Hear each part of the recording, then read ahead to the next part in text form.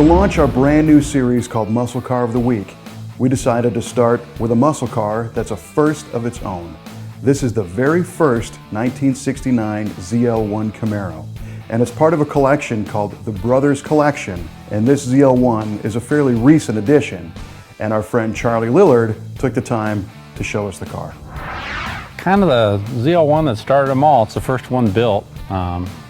Fred Gibb talked Chevrolet into building them, and that's the first one ever done. So give us the context. What is the ZL1 package all about? Oh, it's a COPO package, heavy duty rear end, special aluminum 427 solid lifter, a drag race car basically. They built 69 of them, very coveted, kind of the king of the hill for Chevrolet cars, and this is the first one ever built. Pretty famous, neat car. Absolutely. And were these sold everywhere or only at certain dealers, or what was the story? Oh, certain dealers. I think there was, what, 17 dealers or something that ended up selling them, 17 or 19 different dealers. Most of them are from Fred Gibb. I think he sold. I can't remember how many. Well, his name's on the door, and then this says Dick Harrell on the quarter panel. What's the connection there?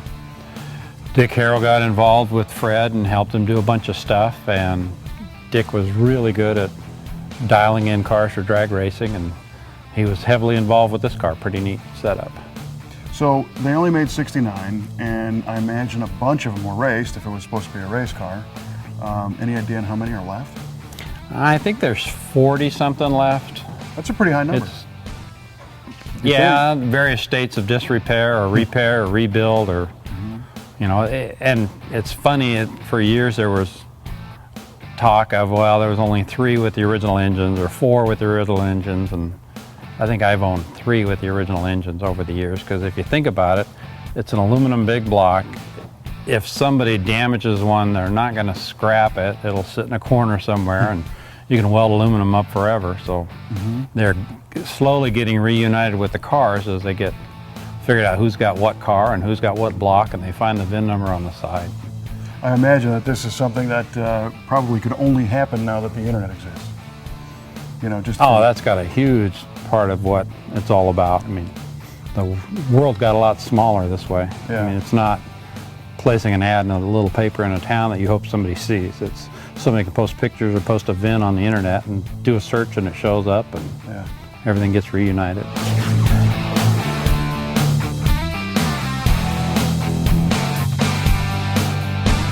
Now this one, being the first one, it also is a full-on race car. Did this start off as a regular street car that was converted? How did that go?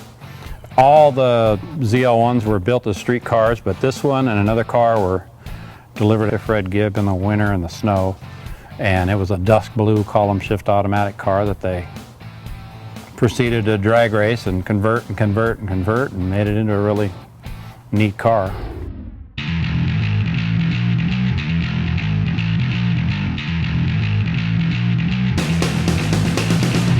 So it's obvious up front they did everything they could to make this car light. The Swiss cheese core support, fiberglass front end, it's all one piece. But I see things like there's no front brakes and that little single pot master cylinder. Anything to save a pound. And this being the aluminum 427, do we know if this is right for the car?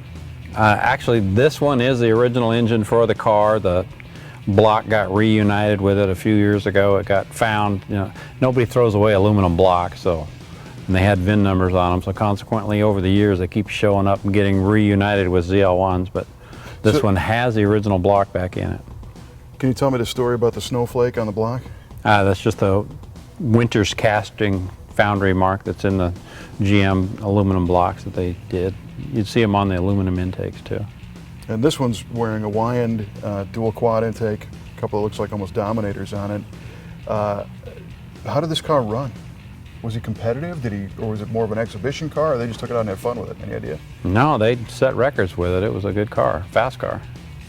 One of the first things you notice about this car is that it's kind of a candy apple red, but it's got the intricate lace paint job all over it. That can't be the original stuff.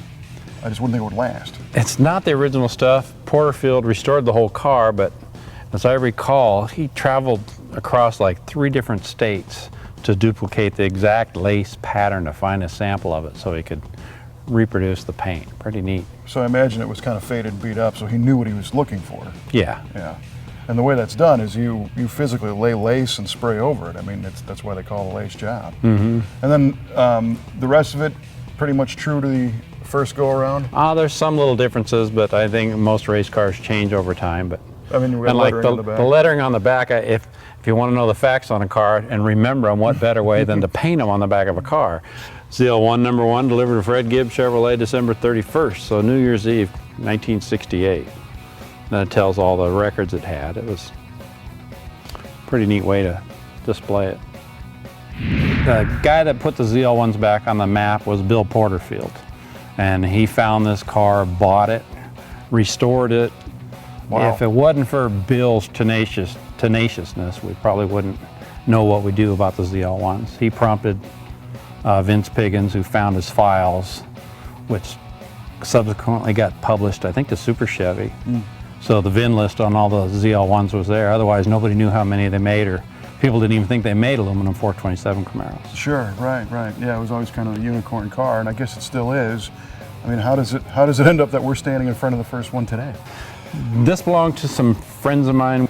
They've got a pretty good collection of muscle cars. They're kind of low-key about what they have. It's not about them or value. It's more about cool cars, and I kind of helped them get this car, and it's just a neat thing to be caretaker of for a while. It's a pretty slick car. Well, it sure is, and if I'm not mistaken, this was part of the ZL1 Camaro display at the Muscle Car and Corvette Nationals last year. 2 years Yeah, ago. we had a ZL1 collection that I think we had 19 of the original ZL1s there. I think that's the largest gathering ever in one spot, and this was at the head of the row. This was number 1 for the first ones. Their collection isn't open to the public, but they do make an effort to get stuff. Like, they'll usually loan me 1 or 2 cars for our Muscle Car and Corvette Nationals. Oh, I've had Hemi Cuda convertibles there.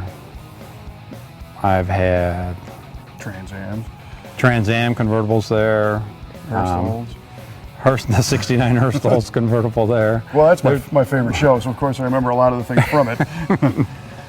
Yeah, if you want to see more of the collections cars, there'll be some there at the Muscle Car and Corvette Nationals every year. Well, and hopefully we can get the opportunity to feature some more of these on Muscle Car of the Week. I hope so, Right on. if you behave. Well, I'll try. There's no guarantees. So let's do this. If there are any more things you want to learn about this car, you can check out our website at musclecaroftheweek.com and like the Facebook page. We've got a Facebook page, Muscle Car of the Week, and you'll find some more photos of the car. Plus, we'll do a teaser on what next week's car is going to be. And if you're lucky, you might guess what that is. And of course, if you're watching this on YouTube, subscribe to the channel and you'll never miss a car, because we've got a bunch lined up. Hopefully, if Charlie lets us in. There's a few cars that should catch your interest. There's I some know there are. All right, fun thanks. stuff. Thanks for showing us. You bet.